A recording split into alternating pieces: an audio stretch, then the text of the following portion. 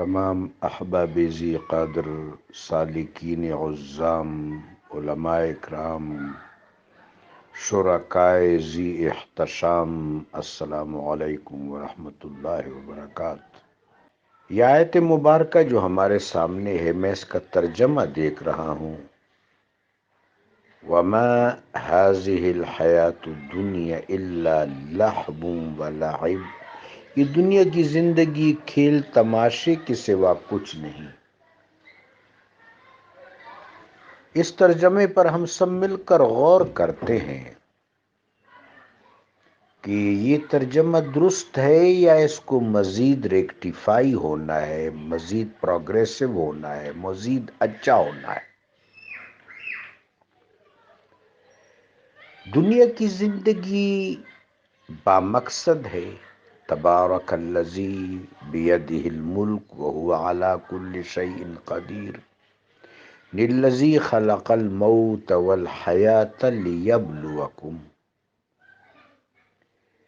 انسان صرف دنیا کی زندگی میں توفیقی اختیار سے نوازا گیا ہے اور اس کو انتخاب کا موقع دیا گیا ہے۔ دنیا میں جتنی مخلوقات ہیں، تمام اعتبارات و امکانات و مجازات یعنی مخلوقات، کریچرز، یہ خدمات ہیں انسانی زندگی کی تقویم اور سروائیول کے لیے۔ انسان مخدوم ہے سو اللہ کا خلیفہ ہے۔ اس سے اوپر کے جو جہان ہیں، عالم جبروت، عالم ملکوت، عالم میثاق، عالم مثال، وہاں تو تکوین ہی تکوین ہے۔ پھر جب انسان عالم دنیا، عالم شہود، عالم مادی یعنی عالم ناسوت میں آیا تو یہاں یہ کبدمی بھی ہے، اپنے ضروریات کے لیے مشقت کرتا ہے، شرعی طور پر مکلف ہے، اس پر ابتلا بھی آتی ہے۔ اللہ نے اس کو تشریعی اختیار سے، توفیق سے شاد کام کیا ہے تاکہ یہ راہ حق کا انتخاب کرے۔ اِنَّا هَدَيْنَاهُ السَّبِيلَ إِمَّا شَاكِرًا وَإِمَّا كَفُورًا وَعَلَى اللَّهِ قَصْدُ السَّبِيلِ وَمِنْهَا جَائِرٌ۔ تو الغرض یہ جو دنیاوی زندگی ہے، یہ بڑی غایت اور بڑے مقصد سے وابستہ ہے۔ اسی دنیاوی زندگی سے ارتحال کر کے منتقل ہو کر انسان برزخ میں جب جاتا ہے، وَمِن وَرَائِهِمْ بَرْزَخٌ إِلَى يَوْمِ يُبْعَثُونَ، تو وہ جو برزخ ہے، فَرَوْحٌ وَرِيحَانٌ وَجَنَّةُ النَّعِيمِ سے مرصع، یا بصورت دیگر اللہ محفوظ رکھے، حفیرۃ من حفائر النار۔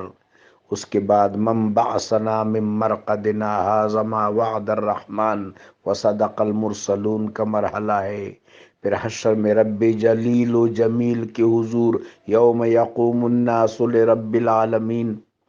تو خلق جدید میں جب انسان رونما ہوگا تو اس دنیاوی زندگی میں جو اس کا رویہ ہوگا وہ اساس و بنیاد ہوگا۔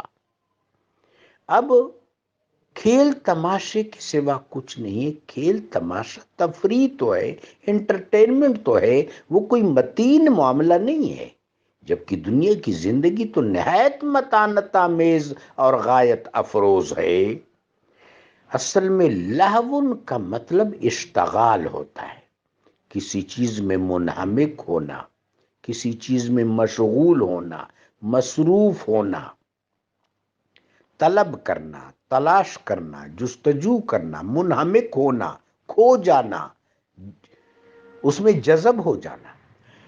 چنانچہ انسان اس دنیا میں اگر اپنی جسمانی ضرورت کے لیے کوئی کام کرتا ہے، مثلاً کان کنی کرتا ہے، گلا بانی کرتا ہے، زراعت کرتا ہے، صنعت و حرفت کرتا ہے، ایجاد کرتا ہے، تو ظاہر ہے اس میں مشغول ہوتا ہے، تب وہ مقاصد حاصل ہوتے ہیں۔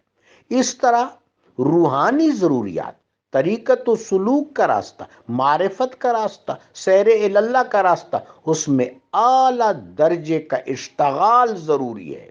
تو لہون کا ترجمہ اشتغال ہے، کھیل تماشا نہیں ہے۔ اور لاعبن، یہ لاعبن کہ انسان کچھ فراغت پا لے، کچھ دمہ کر لے، کچھ ریلیکس ہو جائے، کچھ انبساط پا لے، کوئی فرحت پا لے، مسرت پا لے اور انٹرٹین کر لے اپنے آپ کو،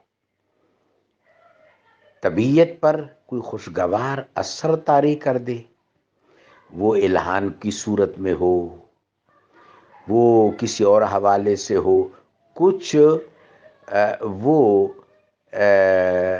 ایسا لعب اختیار کر لے کہ وہ دوبارہ ریکلیکٹ ہو جائے، ری انسٹیٹ ہو جائے، مستعد ہو جائے اور اپنی اصل ذمہ داریوں کو ادا کرے۔ یہ اللہ کی طرف سے آسائش ہے۔